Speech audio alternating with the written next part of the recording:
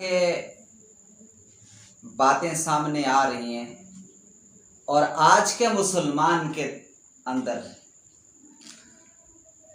शीयत का असर और इतना ज़्यादा शीयत का असर मुसलमानों में घुस गया कि मुसलमान को खुराफात से बिदात से रोकना मुश्किल हो गया, बल्कि वो इस चीज़ के रुकने पे भी तैयार नहीं है। वो यही समझता है कि असल जो दीन है वो यही है जो मैंने लोगों से सुना है,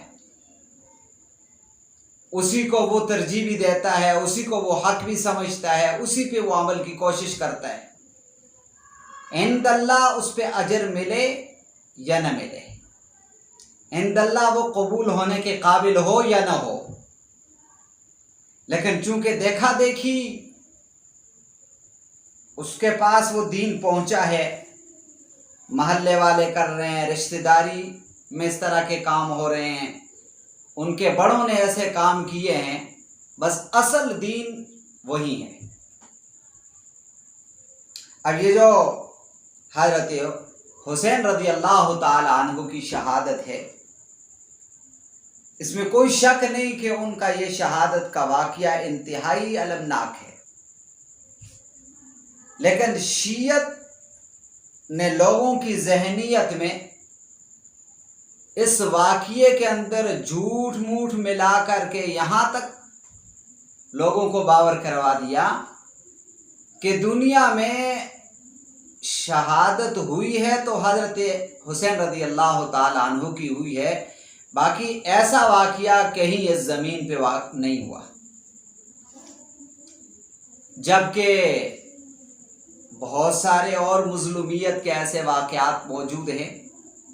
हज़रत उस्मान गनी रज़ी अल्लाह ताला अन्हु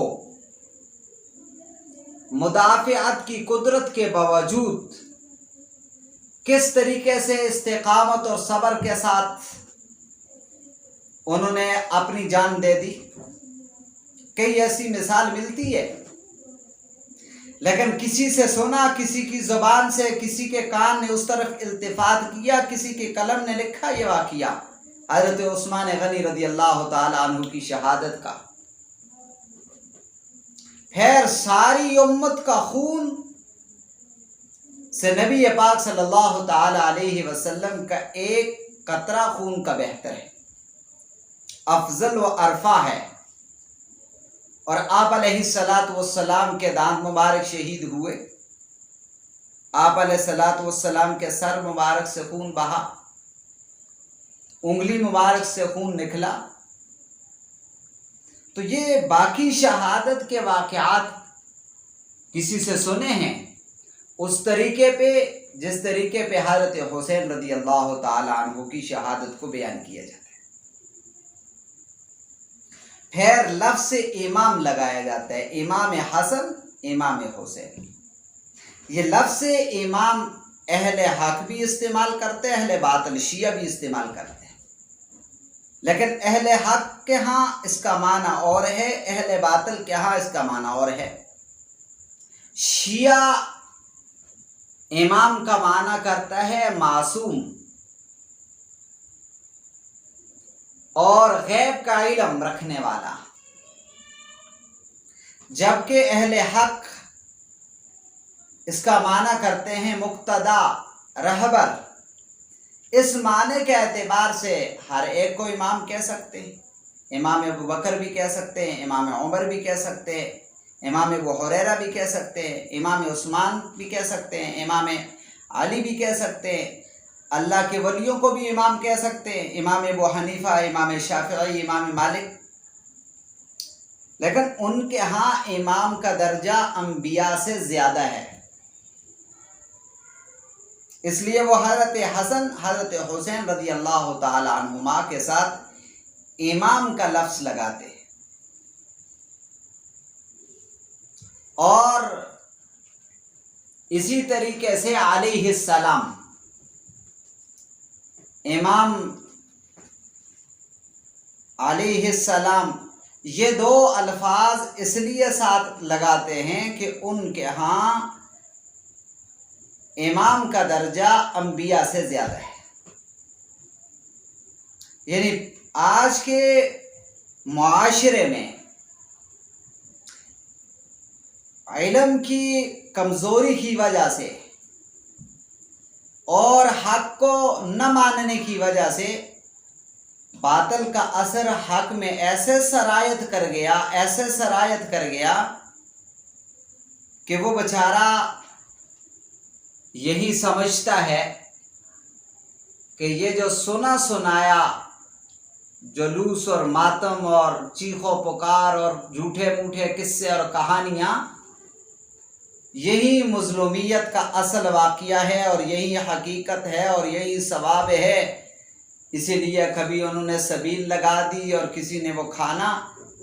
حدیث میں آتا ہے جس نے اس دن اپنے گھر والوں میں رزق کی وسعت کی اللہ اس کے لیے پورے سال میں جو ہے وہ رزق کی وسعت کرے گا.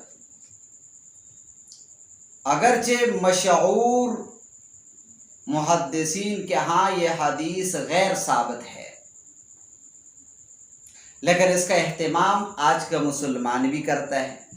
اگر کوئی آدمی اس دن اچھا کھانا پکا لے تو اس میں کوئی قباحت والی بات نہیں، لیکن وہ ضروری سمجھے کہ میں نے آج 10 محرم کو اچھا کھانا پکانا تھا اس لیے کہ 10 محرم ہے اور کھانا نہیں پکا سکا، یہ 10 محرم اچھی طرح نہیں گزری یا مجھے گناہ مل گیا یا مجھے کرنا ضروری تھا،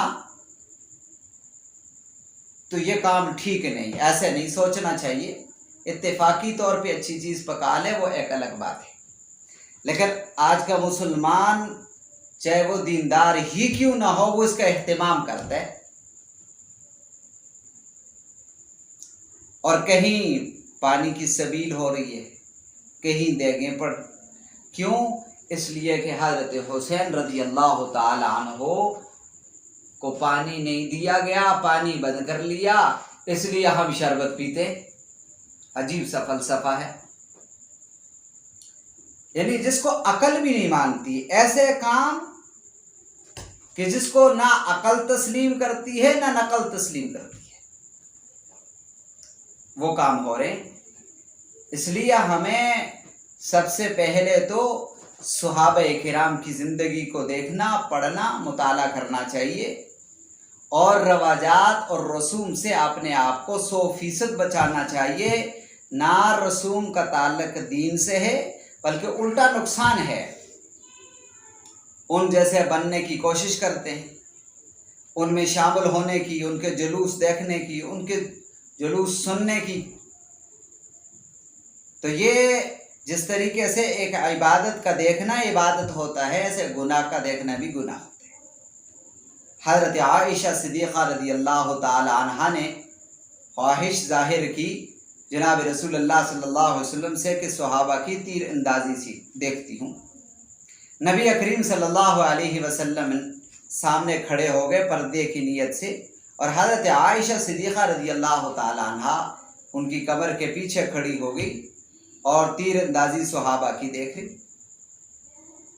جب جی بھر گیا تو نبی کریم صلی اللہ علیہ وسلم اور وہ حضرت عائشہ صدیقہ رضی اللہ تعالی عنہا واپس آ گئی. تو جس طرح عبادت کا دیکھنا عبادت ہے، ایسے گناہ کا دیکھنا گناہ ہے. ان کی کثرت ہوتی ہے، ان کے اس معاملے کو رونق بخشنا ہوتا ہے. اور حدیث میں آتا ہے نبی علیہ السلام نے فرمایا من کثر سواد قوم فهو منهم، کہ جس نے جس قوم کی کثرت کو بڑھایا، رونق کو بڑھایا، ان کا حشر بھی انہی کے ساتھ ہوگا. اس لیے ان دنوں میں بہت زیادہ احتیاط کی ضرورت ہے.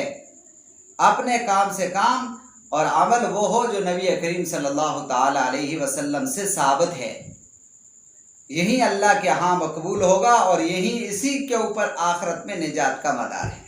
اللہ تعالی عمل کی توفیق عطا فرمائے.